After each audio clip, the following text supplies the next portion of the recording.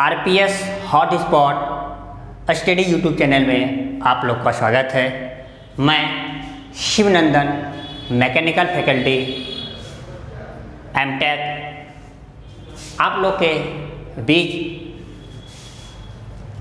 Engineering mechanics, जैसा कि previous video में आप लोगों ने देखा था कि दो वीडियो मैंने डाला, जिस पहला था इक्विलिब्रियम, उसके बाद उससे रिलेटेड प्रॉब्लम। अब इसके बाद नेक्स्ट टॉपिक आता है इंजीनियरिंग मैकेनिक्स का ही फोर्स सिस्टम।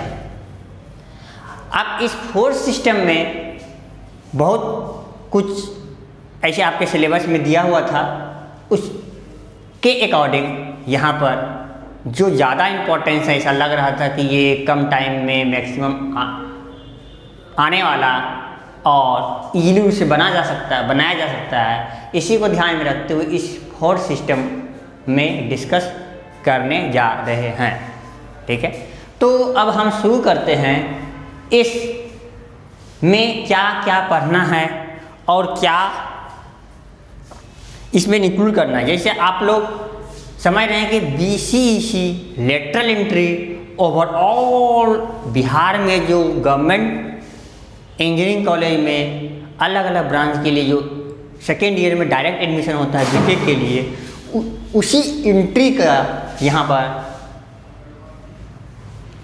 एंट्रेंस का तैयारी कुछ टॉपिक के साथ कराया जा रहा है, जिसमें आपका क्या था, इंजीनियरिंग मैकेनिक्स, मैथमेटिक्स और इंग्लिश ग्रामर। तो अभी जो चल रहा है ये इंजीनियरिंग मैकेनिक्स फोर्स सिस्टम। ठीक है, तो आप लोग का जो प्रीवियस सिलेबस जो था, उस प्रीवियस सिलेबस में मैंने जो देखा, फील किया, तो उसमें ये लगा कि कुछ बात ऐसी यूँ ही दे दिया है, इसको आप खुद से भी पढ़ सकते हैं। ठीक है, लेकिन पता चला कि इतना टाइम उसके पास है ही नहीं, वहाँ वीडियो छोटा सा के लिए बहुत कुछ सब पढ़ना पड़ जाएगा उसको। तो मैंने ही कुछ न कुछ अपने आप लोग के सामने कुछ बात को रखने जा रहे हैं। जैसे आपका सिलेबस में जो दिया हुआ था कि इसमें इंट्रोडक्शन, इंजीनियरिंग मैकेनिक्स में इंट्रोडक्शन, हम सोच रहे थे कि फोर्स सिस्टम में ही ये छोटा बात को इंक्लूड कर दें, क्योंकि इसके बाद फोर्स सिस्टम के बाद जो भी टॉपिक आएगा बस खिंचाता चला जाएगा, उसमें ज़्यादा टाइम नहीं लगेगा। ठीक है, जैसे इसमें आपका क्या हुआ, इंट्रोडक्शन, जैसे idealisation of mechanics, concept of rigid body, external force में आपका बॉडी फोर्स हो गया, सरफेस फोर्स हो गया, लॉज ऑफ मैकेनिक्स। तो आप यहाँ बॉडी फोर्स, सरफेस फोर्स आप लोग के पढ़े हैं ना, है थोड़ा नाम थोड़ा कुछ चेंज है, तो उसी चीज़ को कुछ हम डिस्कस करने भी जा रहे हैं यहाँ पर। जैसे बॉडी फोर्स में क्या होता है, पूरा डीप में नहीं पढ़ लेना है। पता चला क्या करते हैं, मैकेनिक्स पढ़ रहे हैं कि मैकेनिक्स पर पीएचडी कर रहे हैं, ऐसा नहीं कर रहा है। ठीक है, तो उसी चीज़ को हम यहाँ पर कुछ रखने जा रहे हैं। और इसके बाद आपका वेक्टर मेथड है, वेक्टर मेथड में कुछ बात को बताएंगे। इसी फोर्स सिस्टम में ही सब कुछ छोटा बात को हम डालते जाएंगे, ताकि वीडियो ज़्यादा से ज़्यादा ना बने और आपको वीडियो ज़्यादा देख के इरिटेशन ना हो। इसी को ध्यान में रखते हुए छोटा बात इसमें इंक्लूड करेंगे। जैसे फोर्स वेक्टर क्या मेथड हो गया, जैसे वेक्टर में आपका क्या इक्वलिटी हो गया, कपल हो गया, एडिशन सब्ट्रैक्शन ऑफ कपल हो गया आपका, और क्या कहते हैं ट्रांसमिसिबिलिटी ऑफ द फोर्स हो गया। तो ये सब कुछ बात इसमें पढ़ना है। ठीक है, इसी में पढ़ाएंगे, इसी फोर्स सिस्टम में पढ़ाएंगे। ऐसा मत सोचिएगा सिलेबस में ऐसा है फोर्स सिस्टम, इक्विलिब्रियम, ये क्या पढ़ाया जा रहा है, क्योंकि ये छोटा बात है कि हो सकता है ऑब्जेक्टिव पूछ दे। ऑब्जेक्टिव तो पूछ ही सकता है ना, कुछ भी कर सकता है, तो उसको आपका ऑब्जेक्टिव ना छूटे, इसी के लिए यहाँ पर हम छोटा बात को रखेंगे। यहाँ जो ये बात है, हो सकता है यहीं पर कुछ डिस्कस करें। ठीक है, तो वेक्टर मेथड हो गया। अब इसी में आपका है वेरियस सिस्टम ऑफ फोर्सेस होगा, जैसे statistical equivalent force system, simple equivalent of A system of forces. ठीक है, तो ये सब भी बात इसी में छोटा करके पढ़ लेना है, ताकि आप लोग को यहाँ से विषयांतर ना हो जाए। पता चले यहाँ स्टैटिकल इक्विवेलेंट फोर्स सिस्टम बोल रहा है, पता चला 10 पेज भर पढ़ लिया, पूछता है एक भी नहीं, मान एक वो छोटा सा बात पूछा बस हो गया। तो उसी चीज़ को बचने के लिए, टाइम मैनेजमेंट करने के लिए यहाँ पर कुछ हम पेश करने जा रहे हैं। ठीक है, और इसके बाद आप लोग समझ ही रहे हैं force analysis, free body diagram हो गया, इक्वेशन हो गया, कैसे क्या करते हैं, 1-2 क्वेश्चन करेंगे।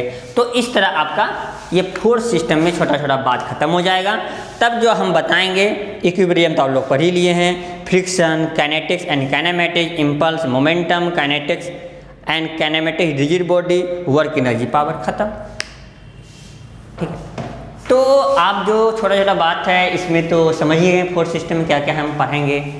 तो अब हम स्टार्ट करते हैं इस टॉपिक को। ठीक है, तो आपका पहला जो इंट्रोडक्शन में था आइडियलाइजेशन ऑफ मैकेनिक्स, तो इसके बारे में कुछ हम यहाँ पर लिखे तो नहीं हैं, लेकिन आपको समझाने के लिए हम कुछ बात को यहाँ पर बोल देते हैं ताकि आपको ये न लगे इसमें कहता क्या है आइडियलाइजेशन ऑफ मैकेनिक्स। ठीक है, जैसे मान लीजिए आपको साइंस हो गया, साइंस का जैसे मान लीजिए एक स्टेपिंग वाइज समझिए, जैसे साइंस हो गया आपका,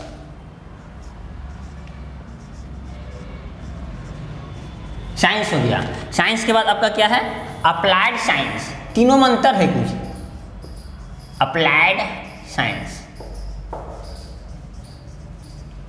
ठीक है, इसके बाद आपका क्या आता है इंजीनियरिंग मैकेनिक्स, तब आता है इंजीनियरिंग मैकेनिक्स।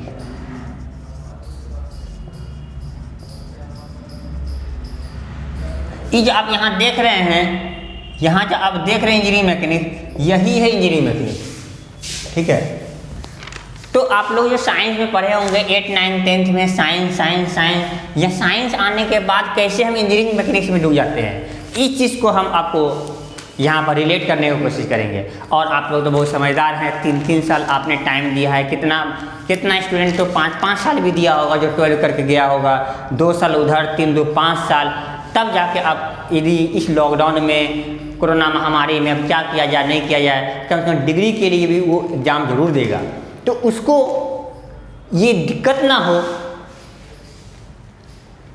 इसके लिए कैसे क्या रिलेट होता है इसको हम बताने जा रहे हैं, क्योंकि इसमें 10th वाला भी आता है ना, इसलिए। जैसे आपका होगा साइंस, साइंस आपका क्या है growth of ideas through observation. ये साइंस क्या है, इतना दिन आप पढ़े होंगे, ये क्या है ऑब्जर्वेशन है और एक्सपेरिमेंट है। जैसे मान इसलिए बोलता है कि इंजीनियरिंग कॉलेज, हमारे बिहार का इंजीनियरिंग कॉलेज इतना दयनीय स्थिति क्यों हो गया, इसको सुधारा जाए। ये टेक्यू वाला हाल ही में आप लोग देखे होंगे केस जो आया था, तो यही बोला था कि इसमें एक्सपेरिमेंट को बढ़ाइए, और एक्सपेरिमेंट जितना बढ़ेगा उसमें क्या होगा, उसमें माइंड की सोचने कैपेबिलिटी, क्रिएटिविटी बढ़ेगी।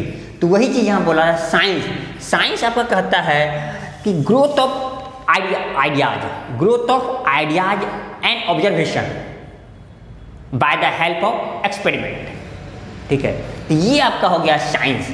साइंस क्या करता है, आइडियाज जनरेट करता है, आइडिया को ग्रोथ कराता है, और उसके बारे में ऑब्जर्व करता है, ऑब्जर्वेशन करवाता है with the help of experiment. ये आपका साइंस हो गया। तो इतना बात आपका क्लियर होगा साइंस है क्या चीज़। ठीक है, अब आते हैं हम अप्लाइड साइंस। ये सब क्या चीज़ समझने के बाद छोटा छोटा बात है, पूरी जगह तो अंतर समझिएगा। जैसे अप्लाइड साइंस हो गया, अप्लाइड साइंस क्या है, साइंस का ही ब्रांच है। तो कहता है branch of science which coordinate the research work for the practical utilisation and service of the mankind is known as applied science. तो ब्रांच ऑफ साइंस है, यानी क्या ये ब्रांच ऑफ साइंस है। ठीक है, ब्रांच ऑफ साइंस है। इसमें क्या करना होता है, रिसर्च को कोऑर्डिनेट करना होता है, रिसर्च को कोऑर्डिनेट करना होता है। तो ये आपका हो गया अप्लाइड साइंस। ठीक है, तो इसमें आप ज़्यादा क्या पढ़ना है, इसमें ज़्यादा कुछ पढ़ना ही नहीं है। अब हम आते हैं इंजीनियरिंग मैकेनिक्स। तो इंजीनियरिंग मैकेनिक्स क्या है, अप्लाइड साइंस, फिर वही बात आ गया। जैसे साइंस क्या है, अप्लाइड साइंस क्या है, branch of science. Engineering mechanics क्या है, ब्रांच ऑफ अप्लाइड साइंस। अभी देखे थे, कोऑर्डिनेट करता है रिसर्च को कोऑर्डिनेट करता है, तो वही हुआ आपका अप्लाइड साइंस। तो ये इंजीनियरिंग मैकेनिक्स आपका हो गया laws and principle of mechanics. ये इंजीनियरिंग मैकेनिक्स क्या करता है, लॉ ऑफ प्रिंसिपल को क्या करता है, उसके बारे में क्या करता है, ये बतलाता है, उसके बारे में कोरिलेट कराता है। तो कहता है engineering mechanics is the branch of applied science which deals with the laws and principle of mechanics along with their application of engineering problem। Engineering problem में इंजीनियरिंग का जो प्रॉब्लम होता है उसमें लॉज और प्रिंसिपल का जब इम्प्लीमेंट करते हैं, और जब हमारे ह्यूमन सिस्टम में, ह्यूमन एक्टिविटी में वो जब इजी हो जाता है तो वो आप कहलाता है तुम्हारा इंजीनियरिंग मैकेनिक्स। आई बात समझ में?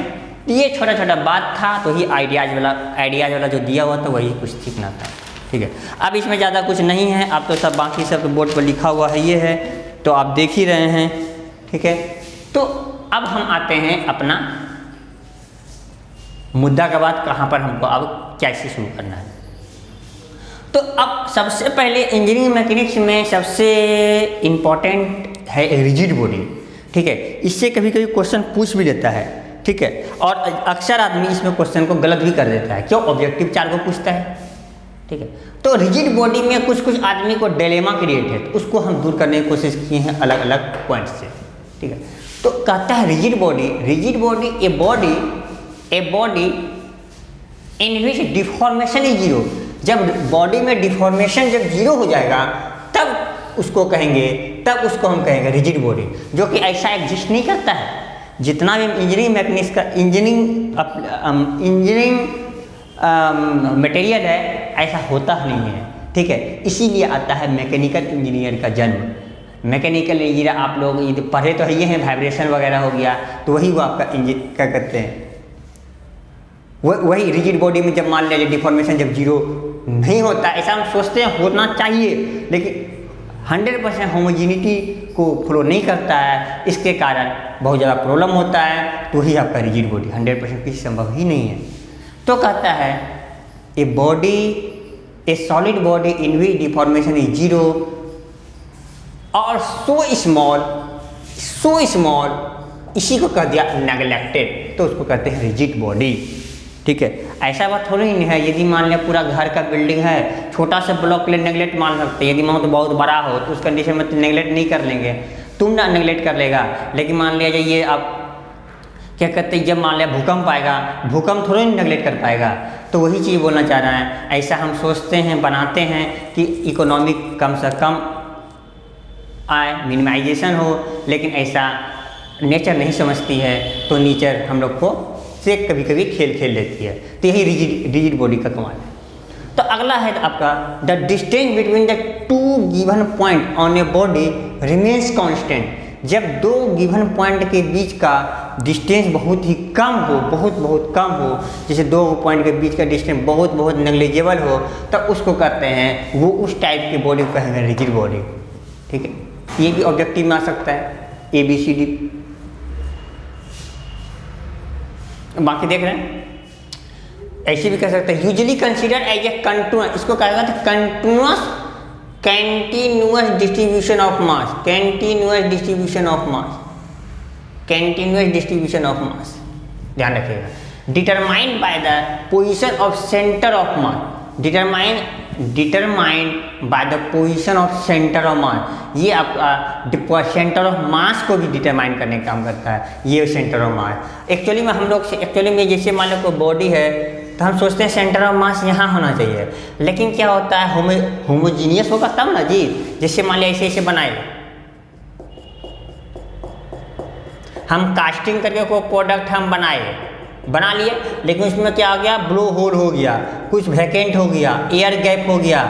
इंजीनियर सब जानवे करता है कि लेबर वगैरह उतना समझता तो है नहीं, तो क्या होता है एयर सब रह जाता है इसमें। ये हमारे यहाँ पर कुछ एयर रह गया, ठीक है, ये तो दिखाई तो नहीं देगा, ये तो कास्टिंग करके हम बनाए हैं, ठीक है, अंदर में रह गया। जैसे मान लिया यहाँ कुछ रह गया, जैसे मान लिया क्रैक आ गया, इसके कारण क्या होता है, इस सब छोटा वॉइड के कारण ये होना चाहिए सेंटर ऑफ मास यहाँ पर, लेकिन यहाँ ना होकर थोड़ा शिफ्ट कर गया, दिखाई नहीं देता है, ठीक है। लेकिन इंजीनियरिंग एप्लीकेशन में ऐसा हम सोचते हैं यहाँ होना चाहिए, होता नहीं है। आप ऑब्वियस से बात बोलो, यहाँ तुम्हारा मास हो गया, mg हो गया, ये कंसीडर करके चल रहा था, लेकिन तुम्हारा सेंटर ऑफ मास यहाँ नहीं हो, यहाँ पर हो गया है, यहाँ पर होना चाहिए, यहाँ पर क्या होना चाहिए, लेकिन यहाँ नहीं हो कि यहाँ पर हो गया। अब बोलो आर्ट डिस्टेंस हो गया, तो ऑब्वियस से बात है यहाँ पर क्या करते हैं, टॉर्क लगना शुरू हो जाएगा, ठीक है। तो ये सब छोटा बात है, बेसिक से मैक्रो से माइक्रो स्ट्रक्चर में जब जाते हैं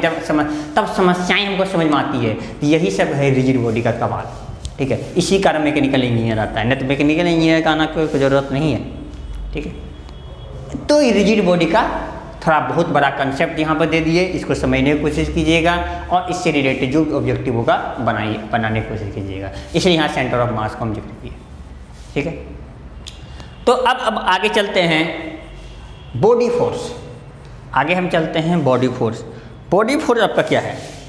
बॉडी फोर्स आपका हो गया a force that act throughout the volume of a body. कहता है यदि पूरा वॉल्यूम में यदि फोर्स एक्ट हो थ्रू आउट, तब उसको कहते हैं बॉडी फोर्स। तो बॉडी फोर्स तो आपका 3 तरह का होता है generally. Force due to gravity, electric field, magnetic field, ये सब का 3 गो बॉडी फोर्स होता है, क्योंकि ओवरऑल इंटायर वॉल्यूम में आपका ये फोर्स एग्जर्ट होता है, यही हुआ बॉडी फोर्स। अब आगे चलते हैं, इस बॉडी फोर्स और जब मान लें और इस माइक्रो स्ट्रक्चर पर जब चर्चा करते हैं तो आपका होगा सेंट्रीफ्यूगल फोर्स हो गया, ईलर फोर्स हो गया, कोरलिस इफेक्ट। एक नया टर्म आया कोरलिस इफेक्ट, आप लोग टर्म पढ़े होंगे क्योंकि आप लोग बीटेक कर क्या कहते हैं डिप्लोमा जूनियर इंजीनियर बन के आए हैं, टर्म पढ़े होंगे, उसमें कोरलिस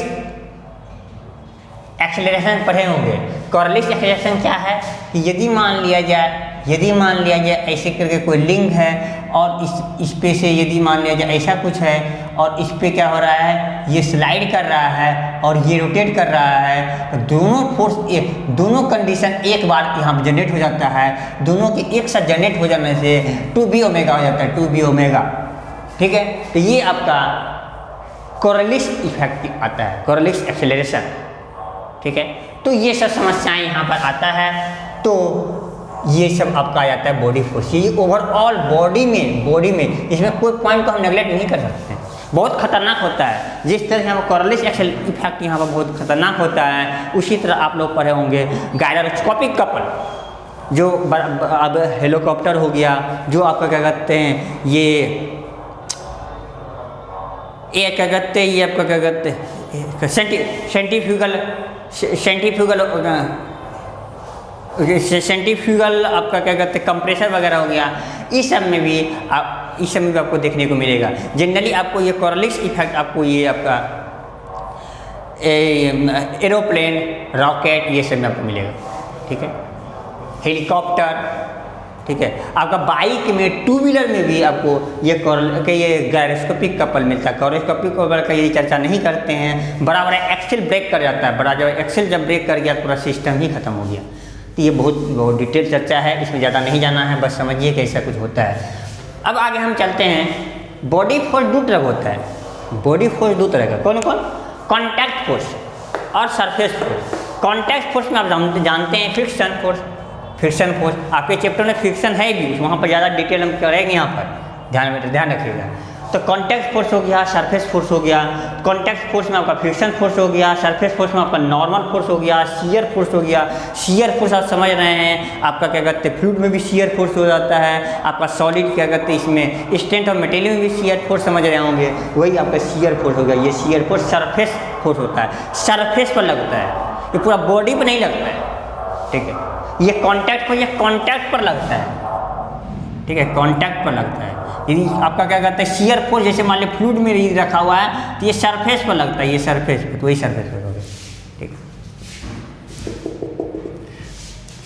अब आपका यहाँ तक समझाने के बाद हमको ऐसा लगता है कि यहाँ तक आपको सब बात समझ में आया होगा। क्यों समझ में आया होगा? क्योंकि धीरे छोटा बात करके पूरा बताने का कोशिश किए, और इसमें भी कोई डाउट यदि रह गया होगा आप सर के कमेंट भी कर सकते हैं, और यदि माने कोई दिक्कत हो इस पर भी कांटेक्ट कर सकते हैं।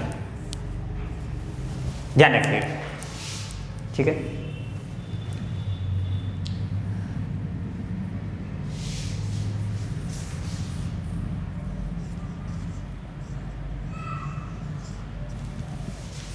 ठीक।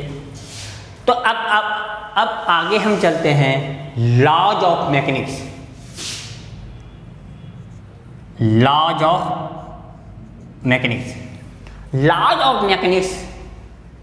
भी आपका टॉपिक में दिया हुआ है। लॉज ऑफ मैकेनिक्स इतना पूरा पढ़ने के बाद अब हमको समझ में आना चाहिए इसका क्या नियम है, क्या लॉज है। ठीक है, जैसे आप समझ रहे होंगे Newton first law, Newton second law, Newton third law, ये सब पढ़ते थक गए होंगे, तो बस वही है, उसमें ज़्यादा डिटेल नहीं करना है। जितना पढ़े हैं उतना ही पढ़ लीजिएगा, काफ़ी हो गया। ठीक है, इसलिए हम चर्चा भी नहीं किए हैं, ठीक, डिस्कस भी कुछ नहीं करना चाह रहे हैं। और अगला आपका है न्यूटन लॉ ऑफ ग्रेविटेशन। ये आप लोग 9th क्लास में पढ़े होंगे, कितना बच्चा 11 में पढ़ा होगा, तो हम उसको भूल जाते हैं कि तुम लोग याद किया रखा होगा कि नहीं रखा होगा, तो हम कुछ यहाँ पर डिस्कस कर दिए। आपका न्यूटन लॉ ऑफ ग्रेविटेशन आपका क्या होता है, ये gravitational force act directly proportional दो मास के, ये m1 हो गया, ये m2 हो गया, दो मास के प्रोडक्ट का डायरेक्टली प्रोपोर्शनल होता है ग्रेविटेशनल फोर्स, और दोनों के बीच के डिस्टेंस के स्क्वायर का इन्वर्सली प्रोपोर्शनल होता है। जब दोनों को मर्ज कीजिएगा तो ऐसा कुछ हो जाएगा, और इसके प्रोपोर्शनलिटी साइन को जब हटाइएगा तो जी का वैल्यू आ जाएगा 6। जी का वैल्यू, जी एक प्रोपोर्शनलिटी कांस्टेंट है जिसका नाम है ग्रेविटेशनल कांस्टेंट। इस ग्रेविटेशनल कांस्टेंट का वैल्यू कभी कभी ऑब्जेक्टिव में पूछ देता है, और इसलिए हम यहाँ पर बताने का कोशिश किए। क्या है यहाँ पर, G = 6.674 × 10⁻11 मीटर क्यूब kg पर सेकेंड। ठीक है, ये बात को ध्यान रखिएगा, इसका कभी कभी यूनिट भी पूछ देता है, इसको गौर कीजिएगा। ठीक है, तो आपका ये न्यूटन लॉ ऑफ ग्रेविटेशन को हम यहाँ पर आप लोग के पास कुछ समझाने की कोशिश किए, इतना ही सफिशिएंट। कभी कोई पूछ देगा तो देख लीजिएगा।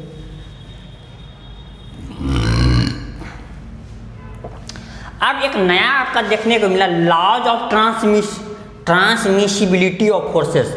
Laws of transmissibility of forces, ठीक है, तो इसको अब समझने के लिए यहाँ एक नया टर्म था, इसलिए हम यहाँ पर हम डिस्कस भी कर रहे हैं। ठीक है, देख रहे हैं पूरा लॉज ऑफ ट्रांसमिसिबिलिटी का ही पूरा एकदम कहानी चल रही है। ठीक है, ये आप कहीं पढ़े हैं कि नहीं पढ़े हैं, कुछ क्या किए हैं नहीं किए हैं, सभी स्टूडेंट का सोचता होगा क्या नया कुछ टर्म आ गया है, इसलिए सोचा इसको थोड़ा डिस्कस करना चाहिए। कहता है लॉज ऑफ ट्रांसमिसिबिलिटी, यहाँ पूरा कहानी आपको जो दिख रही है, लेकिन मुद्दा का बात है यहाँ पर ये समझ में आ रहा होगा। यदि मान लें फोर्स को हम यहाँ लगाए, इसका मतलब मत समझिएगा ये फोर्स अलग हो गया, यहाँ पर लगाएं तो अलग हो जाएगा, ये यहाँ ट्रांसमिट कर सकते, ये ट्रांसमिट। यदि यहाँ इसको लगाए तो इसका एक्शन, लाइन ऑफ एक्शन आपका ये आपका, यदि मान लीजिए यहाँ लगाए इसका लाइन ऑफ एक्शन ऐसा हुआ, यही आपका करता है लॉज ऑफ ट्रांसमिसिबिलिटी। ठीक है, इसको समझने की कोशिश कीजिएगा। ठीक है, यहाँ ऐसे देख लीजिए क्या है, द पॉइंट ऑफ एप्लीकेशन, देखें point of application of force can be moved anywhere. ऐसे इस चीज़ को और अच्छा से क्लियर होगा जब मोमेंट पढ़ाएंगे ना, जब कपल पढ़ाएंगे ना, उस पर एक दो क्वेश्चन करेंगे ना, तब और ज़्यादा क्लियर होगा आपको। ठीक है, along where anywhere along its line of action without changing the external reaction force on a rigid body। देख ली, यही चीज़ बोल रहे तभी। ठीक है, अगला देखिए, any force that has the same magnitude and direction and which has a point of application। ठीक है, अगला है somewhere along the same line of action will cause the same acceleration and will result in same moment। देखिए सब कुछ जो लिखा, बस ये समझिए, इसका पूरा कहानी समझ में जाएगा। ठीक है, फिर आगे देखिए, the point of application of forces may be moved along the line of action of simplify the analysis of rigid body। तो रिजिड बॉडी के केस में सिंप्लीफाई करने के लिए ऐसा कुछ समझते हैं। ठीक है, जब मान लीजिए आप बीटेक का मन कोर में जब ढुकिएगा, 3rd ईयर में जब जाइएगा, तो ये सब समझ में आएगा। लगना चाहिए यहाँ पर लगा रहा है, यहाँ ये क्या है, जब आपका ये बात नहीं समझे रहिएगा तो वहाँ पर आपको डाउट होगा कि ये क्या बोला जा रहा है, यहाँ पर क्या बोला जा रहा है। लेकिन जब समझिएगा यार लॉज ऑफ ट्रांसमिसिबिलिटी ऐसा कहता है, वो ट्रांसमिसिबिलिटी टर्म वाला मत समझ लीजिएगा। यहाँ कुछ लॉज ऑफ ट्रांसमिसिबिलिटी आपका बिलिटी ऑफ फोर्सेस यहाँ लिख लीजिए और ज़्यादा सही होगा। टी ऑफ फोर्सेस वो ये वाला है, वो मत समझ लीजिए टर्म वाला भाई नहीं है, ये टर्म वाला नहीं है। ठीक है, ध्यान रखिएगा, ये आपका ट्रांसमिसिबिलिटी तो ज़्यादा क्लियर होगा और इजीली रूप से इसको आप कर सकते हैं। अब इसका क्या प्रिंसिपल है, आपको पूछ सकता है ये किसका प्रिंसिपल है ऑब्जेक्टिव में। The principle of transmissibility should only be used when examining external force on body that are assume to be rigid. तो आपको क्लियर हो रहा होगा, यही आपका ट्रांसमिटिविटी है। और अब ये आपका नया टर्म था तो इसको हम बताने की कोशिश किए। इसके बाद आप ये सब कोई जानता होगा parallelogram, laws of forces, vector में जो पढ़ा होगा। ऐसे हम जब इसके बाद जब वेक्टर जब चर्चा करेंगे तब इसके बाद हम इसको वहाँ पर हम डील करेंगे, क्योंकि इससे क्वेश्चन भी पूछता है, ठीक है। ये इसलिए इसको हम वेक्टर जब बताने लगेंगे, कुछ उसमें क्वेश्चन भी करेंगे, तब जाके हम इसको और डिटेल करेंगे, ठीक। तो ये आपका बेसिक से बेसिक इंजीनियरिंग मैकेनिक्स आज आपका ख़त्म हो गया। अब यहाँ से जो भी चलेगा आगे का कहानी चलेगा, जो कि डायरेक्ट एग्जाम में पूछता है। ये आपके कंसेप्ट को जो भी माइंड में 3 साल का कचरा होगा, उस कचरा को निकालने का ये आज का क्लास समझिए था। यदि और भी किसी को डाउट हुआ होगा तो यहाँ पर आप पूछ सकते हैं, ठीक है। अब हम यहाँ से आप मूव करते हैं, अब हम कोशिश करते हैं नेक्स्ट टॉपिक की ओर। Thank you. Have an RPS hot spot study YouTube channel की ओर से। Thank you.